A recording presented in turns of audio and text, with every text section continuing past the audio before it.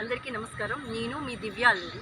ఈరోజు మనతో పాటు ఉన్నారు ప్రముఖ ఆధ్యాత్మికవేత్త and astrologer professor doctor Mullapudi Satyanarayana Murthy గారు అండ్ అమ్మవారి ఉపాసకులు అండ్ అంతర్జాతీయ దుర్గా సమితి అధ్యక్షుడు. నమస్కారం గురువు. నమస్కారం అమ్మ దివ్య. గురువుగారు, ఫస్ట్ మనం ఈరోజు టాపిక్ ఏంటంటే అల్లు అర్జున్. అతను అరెస్ట్ అవ్వడం, జైలుకి వెళ్ళడం, అది నేషనల్ అవార్డు కూడా వచ్చింది. ఫస్ట్ టైం మన తెలుగు హీరోలో ఎవరికి నేషనల్ అవార్డే రాలేదు ఇప్పటివరకు. సో ఇంతమంది యాక్టర్స్, చాలా గ్రేట్ యాక్టర్స్ ఉన్నారు. అయినా ఇప్పటివరకు నేషనల్ అవార్డు వచ్చింది అల్లు అర్జున్ గారికి ఫస్ట్ టైము. సో అవార్డు రావడం, పుష్ప 1 సూపర్ డూపర్ హిట్ అవ్వడం. సో అతను ఇప్పుడు జైలుకి కూడా వెళ్ళడం, మీకు తెలుసు జైలుకి వెళ్ళడం అతను ఒక ఇన్సిడెంట్ మీద. సో కానీ అతని గురించి వేణుస్వామి ఇంతకు ముందర జాతకం చెప్పినప్పుడు ఏం చెప్పారంటే అల్లు అర్జున్ చాలా ఫేమస్ అయిపోతాడు, ఐకాన్ స్టార్ అయిపోతాడు, ఇండియాలోనే నెంబర్ 1 యాక్టర్ అయిపోతాడు అందరికంటే అనుకుంటే కూడా అతను ఆస్ట్రాలజీ చెప్పాడు ఆ టైంలో. ఓకే, నిజంగా పుష్ప 1 హిట్ అయింది, అతను నిజంగానే ఐకాన్ స్టార్ అయిపోయాడు, మొత్తం ఫేమస్ హీరో అయిపోయాడు కాదు అని. సో అంటే అతని జాతకం బాగోలేక ఈరోజు అరెస్ట్ అయ్యాడా? లేదు అంటే కనుక అతను పుష్ప హిట్ అవ్వడం, నేషనల్ అవార్డు రావడం, వీటన్నిటి వల్ల కొంచెం అహంకారం అవన్నీ వస్తాయి కదా మనిషికి, ఆటోమేటిక్గా వస్తాయి, మనకు తెలియకుండా ఇంటర్నల్గా ఉంటాయి ప్రతి మనిషికి. సో అవి ఎక్కువ ఈ స్థితికి వచ్చాడు ఈరోజు. అతని జాతకం ప్రభావమా లేకపోతే అతని వ్యక్తి అతని క్యారెక్టర్ వైజ్గా అతను అంటే ఇవన్నీ ఎక్కి అహంకారము, పొగరు ఇవన్నీ వచ్చి ఇలా అయ్యాడా? సో కొంచెం దాని గురించి మాకు విశ్లేషించి చెప్పగలరా? అల్లు అర్జున్ అనే కాదు, ఎవరికైనా సరే మనకి బుద్ధి కర్మానుసారిణి అంటారు. అంటే మనకి మన భవిష్యత్తులో ఏం జరగబోతుందో పూర్వజన్మ కర్మలను బట్టి డిసైడ్ అవుతుంది.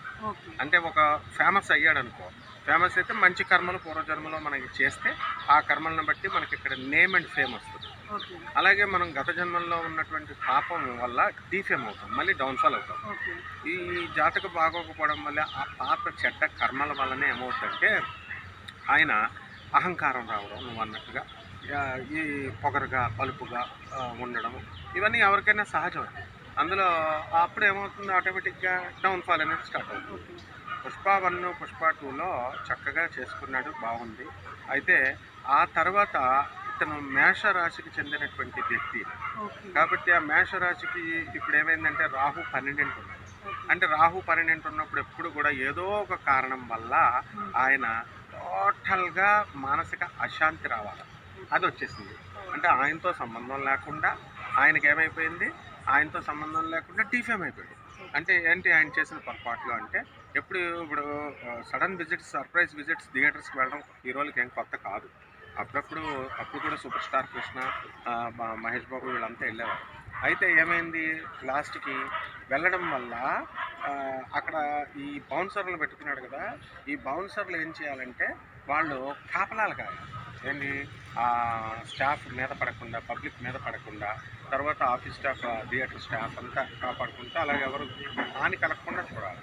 అక్కడ వాళ్ళు ఏంటంటే మేము బార్డర్లోనే బౌన్సర్లోనే బాడీలు ఎగ్జిక్యూట్ చేయడానికి, మరి అలాగే ఎగ్జిక్యూట్ చేయకపోతే వాళ్ళకి కుదరదు, జీతాలు రావు. కాబట్టి అందుకని వాళ్ళు దాని మీద ఏకాగ్రత పెట్టారు తప్ప మామూలుగా అక్కడ ఉన్నటువంటి కస్టమర్లు ఆ సినిమా చూడడానికి వచ్చినటువంటి రేవతి వాళ్ళ పిల్లాడు వాళ్ళ మీద కాన్సన్ట్రేషన్ పెట్టలేకపోయారు. అందువలన అనుకోకుండా తోపులాటలు జరుగుతాయి. తోపులాటలు జరిగినప్పుడు మరణాలు సంభవిస్తాయి. ఇక్కడ వాళ్ళది కూడా, ప్రజలది కూడా తప్పు ఉంది. ఏంటంటే ఫస్ట్ రోజునే సినిమాకి వెళ్ళడం అనేటటువంటిది ఎంకరేజ్ చేయకూడదు అసలు. వాళ్ళంటే సినిమా వాళ్ళు పొలోమని పబ్లిసిటీలు ఇస్తారు, మనకేం కర్మ, మనం second day, third day, fourth day వెళ్ళాలా? ఫస్ట్ రోజున వెళ్తే ఏమన్నా మనకేమన్నా కండొస్తుందా? సినిమా వాళ్ళు అంటేనే పెద్ద మ్యాచ్ వాళ్ళు. కాబట్టి చిన్నపిల్లలతో వాడు ఒక్కొక్క టికెట్ 3,000 రూపాయలు పెట్టి కొనుక్కున్నారంట. 4 టికెట్లు వాడి జీతమే 12,000 అంట. అలాంటిది 30,000 అంట. సాక్షాత్తు మన ముఖ్యమంత్రి, డైనమిక్ ముఖ్యమంత్రి రేవంత్ రెడ్డి గారే చెప్పారు 12,000 పెట్టుకుని వెళ్తే మరి సినిమా వాళ్ళు మరి దాన ధర్మాలు చేయొచ్చు కదా.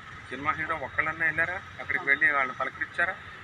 మరి పెద్ద అగ్ర హీరోలు అని చెప్తారు వీళ్ళు, మళ్ళీ దాన ధర్మాలు చేస్తామంటారు. ఇదిగో ఎప్పుడో సంవత్సరానికి ఒకసారి చేస్తే సరిపోద్దా? వాళ్ళ స్థాయికి చేయలేరా? వెళ్ళి చేయొచ్చు. మరి అవన్నీ కూడా చెయ్యబుద్ధి లేదు, బ్రాడ్ మైండ్ అనేది రాదు. పేదవాళ్ళని వాళ్ళని చూసుకుంటూ, వికలాంగుల్ని, పేదవాళ్ళని, ముసలి వాళ్ళని చూసుకుంటేనే మనకి ఇలాంటి డీఫేమ్ అవ్వవు. ఇందులో ఏంటంటే ఇప్పుడు వేణుస్వామి డీఫేమ్ అయిపోయి ఇప్పుడు ఏమైపోయాడు అవన్నీ ఆయన కూడా ఇప్పుడు ఇంటర్వ్యూలు లేక ఏ ఛానల్ పడితే ఆ ఛానల్కి వెళ్ళి చెప్పొస్తున్నాడు. ఇంతకుముందు బిల్డప్లు ఇచ్చేవాడు. ఎవరైనా అంతే, కామన్, నేనైనా అంతే, ఎవరైనా అంతే, డిఫేమ్ అవుతారు. ఇవన్నీ రియలైజేషన్ వచ్చి వాళ్ళు ఏం చేయాలంటే, అరే బాబు మనం ఇలా చేయకూడదు అని తెలుసుకుంటే మన అహంకారం పక్కన పెట్టుకుంటే మనం ముందుకెళ్తాం. అంటే మనం పట్టుకున్న విధానాలను బట్టి మనం వెళ్తాం. తర్వాత సాక్షాత్తు ముఖ్యమంత్రి గారే డైరెక్ట్ రంగంలో దిగేసరికి సినిమా వాళ్ళందరికీ బుద్ధొచ్చి నోరు మూసుకొని లావాదేవీలకు వెళ్ళి ఇప్పుడు బేరసారాలు చేసుకుంటున్నారు. విశాఖపట్నం వెళ్ళిపోతే ఏమవుతుంది? సినీ ఫీల్డ్ విశాఖపట్నం వెళ్ళిపోతే చాలా గ్రేట్ డెసిషన్ తీసుకున్నారు సీఎం. మరి సీఎం ఎప్పుడు ఫస్ట్ తీసుకుంటారు? నుంచి వచ్చినప్పటి నుంచి కూడా ఎక్కువ పేదవాళ్ళ సైడ్ కొంచెం ఫోకస్ చేసి నెక్స్ట్ వచ్చేసి ఇప్పుడు అల్లు అర్జున్ మీకు చెప్పారు కదా, అంటే రాహు బాగాలేదు 12 ఏళ్ళ నీచ స్థితిలో ఉన్నాడు కాబట్టి ఇలా డీఫేమ్ అయ్యింది. సో అది ఎప్పటి వరకు మళ్ళీ మంచిగా అవుతుంది అంటే మేము 30కి ఈడే కొంచెం ఈ యొక్క ఇది తగ్గిపోద్ది.